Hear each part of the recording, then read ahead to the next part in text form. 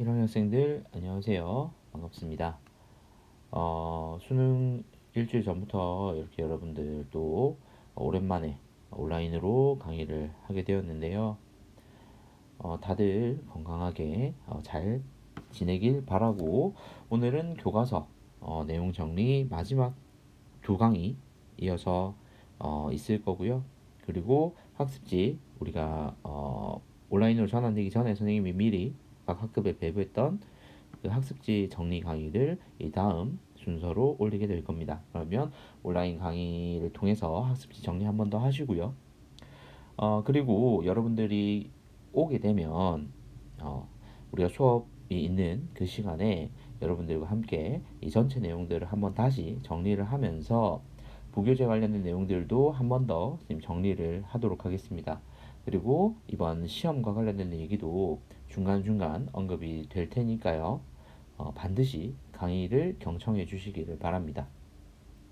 자, 오늘 배울 단어는 지구 환경 변화와 인간 생활이라는 주제로 되어 있고요. 작년에 선생님이 한번 과학 주제 발표대, 주제 탐구대를 통해서 이 지구 온난화와 관련된 내용을 한번 언급했었는데요.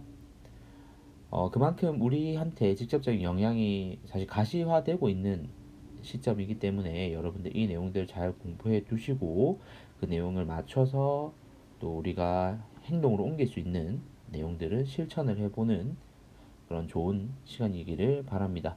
자, 다음 이어서 바로 내용으로 넘어가도록 하겠습니다. 자, 지구온난화와 기후변화부터 한번 살펴보겠습니다. 앞서 얘기했다시피 그 페이지에 북극곰이 이 빙하 위에 위태롭게 혼자 있는 거 보셨죠, 그죠?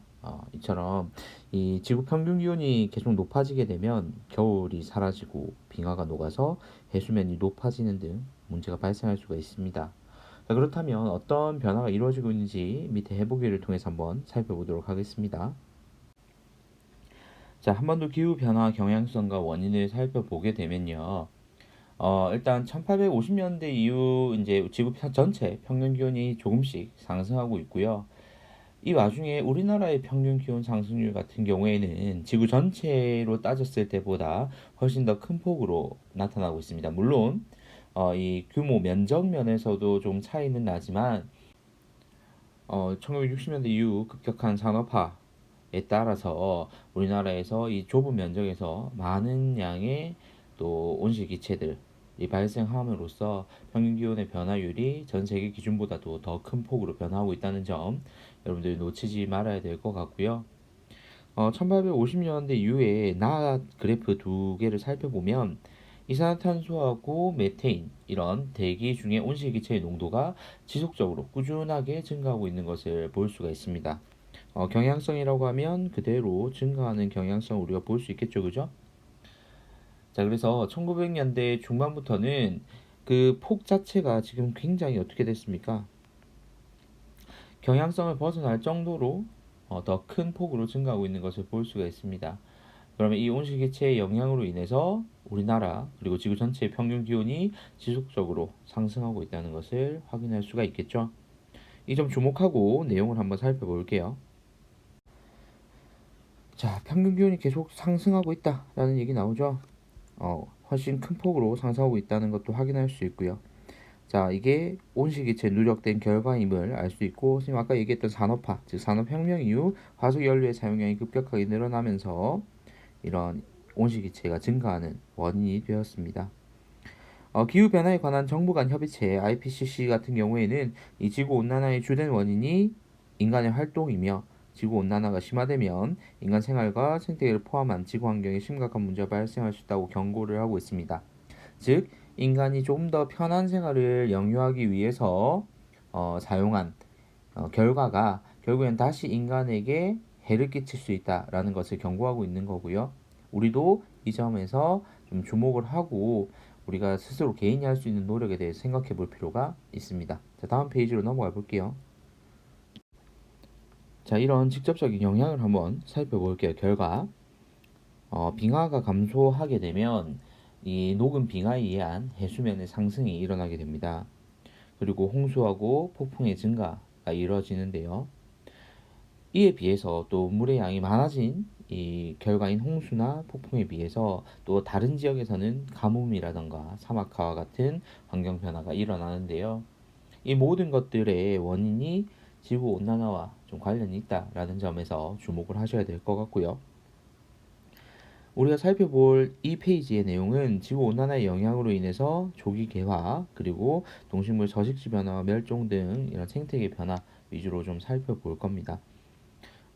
조기 개화라는 얘기는 우리가 꽃이 피는 시기가 정해져 있는데 그 시기가 조금 더 빨라진다는 얘기죠.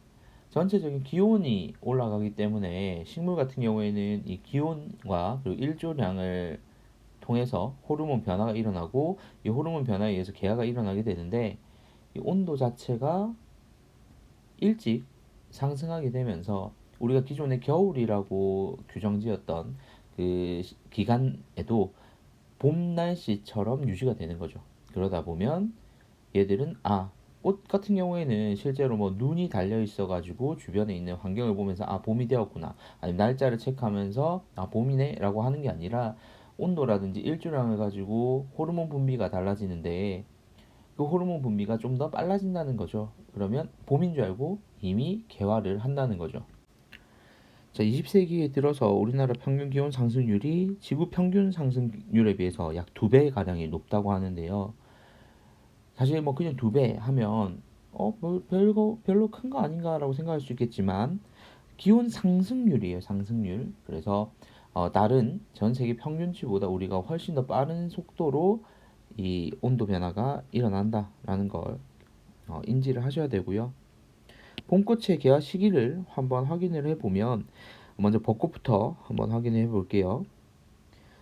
자, 가장 아래에서부터 적도가 가까운 아래에서부터 꽃이 피어서 위로 올라가겠죠. 온도 자체가. 자, 그러면 우리나라의 가장 아래쪽에 존재하고 있는 물론 가장 큰 섬 중에서 아래쪽에 존재하고 있는 제주 서귀포부터 한번 살펴보면은 1980년대는 3월 30일경에 꽃이 피었습니다. 그런데 한 일주일 정도가 땡겨진 거죠. 24일경 꽃이 피기 시작했고요. 부산의 경우에도 4월 1일 날 정도 꽃이 피었었는데 3월 26일경 여기도 역시 일주일가량 앞당겨진 것을 확인할 수가 있습니다. 그 뒤에는 또 보면 여수 같은 경우에도요. 원래 4월 한 7일경 이렇게 꽃이 폈었는데 지금 같은 경우에는 3월 30일경 꽃이 피는 거죠. 이렇게 일주일 정도가 앞당겨진 거고요. 개나리 경우도 한번 볼게요. 개나리는 벚꽃보다는 좀 일찍 피긴 합니다. 그래서 봄을 알리는, 봄의 시작을 알리는 꽃이라고도 얘기를 하는데, 개나리 같은 경우에는 3월 21일경에 원래 제주도에서 피는 게 발견됐었는데 3월 14일경으로 역시나 일주일가량 앞당겨진 것으로 볼 수가 있습니다. 이렇게 일주일가량 꽃이 앞당겨져서 폈던 얘기는 일주일가량 평균 기온이 더 빨리 상승했다라는 것으로도 해석할 수 있다는 점 잊지 마시고요. 아래에 있는 자료를 또 한번 보도록 할게요. 자, 우리가 어릴 때부터 아마 여러분들 뭐 유치원, 초등학교 때부터도 배운 게 우리나라의 특징으로서 배웠던 것 중에 하나가 사계절이 뚜렷하다라는 것을 배웠을 것 같아요. 그런데 앞으로 점점 지금 여러분들도 아마 느끼고 있을지 모르겠는데 선생님 같은 경우에는 굉장히 느낍니다.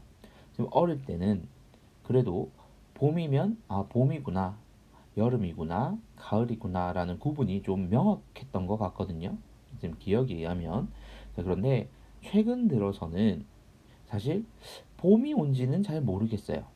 그냥 한창 춥다가 조금 날이 풀리나 하면 좀 애매하게, 그렇다고 확 따뜻해지지도 않았고 그렇다고 또 너무 춥지도 않은 상태에 약간 어중간한 상태가 유지되다가 어느 순간 패딩을 벗을 때쯤 됐다라고 생각했는데 갑자기 반팔을 입게 되고요. 그리고 이렇게 여름이 쭉 지나가다 보면 가을 같은 경우에도 굉장히 좀 짧아진 느낌이에요. 그래서 여름 반팔 집어넣은 지 얼마 안 돼서 한 2, 3주도 안 돼서 춥다고 두터운 외투를 꺼내 입게 되는, 그래서 극단적인 여름과 겨울만 좀 더 길어지는 느낌을 많이 받거든요. 그래서 이런 자료를 보면 좀 더 이게 더 명확하게 보일 것 같아요. 자, 여기 보면 2001년부터 2010년까지 수도권 지역이거든요. 여기 수도권 지역의 계절 길이, 온도를 기준으로 우리가 이 계절을 나눠놨어요. 근데 보면은 자, 여름 같은 경우 계속 길어지고 있어요. 자, 그런데 전체적으로 봤을 때 차지하는 양이 여름이 더 많아지고요. 가을, 겨울은 점점 줄어들고 있네요. 줄어들고 있는 것이 경향성으로 보입니다. 자, 그러면 얘 같은 경우에 아까 선생님이 얘기할 때는 겨울도 길어진 거 아니야? 라고 얘기를 할 수 있는데 겨울이 길어졌다는 표현보다는 겨울이 더 추워진 거죠. 음. 그리고 가을까지도 겨울에 영향을 받는 건데 이거 우리나라의 기후적 특성 때문에 그런 거라서 단순히 여기에서 말하는 평균 기온의 상승과 연결시키기엔 좀 힘들고요. 시베리아 기단이라든지 이거의 영향을 또 설명을 해야 되기 때문에 그 부분은 여기서는 좀 생략을 하고요.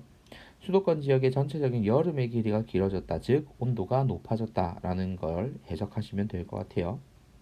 자, 그리고 우리나라 아열대 기후 지역 전망이라고 나와 있는데 1971년에서 2000년대까지 아열대 기후 지역을 우리가 이렇게 선으로 표시를 해놨습니다. 그래서 여기 있는 부산 지역 여기에 좀 색칠되어 있는 것 같고요.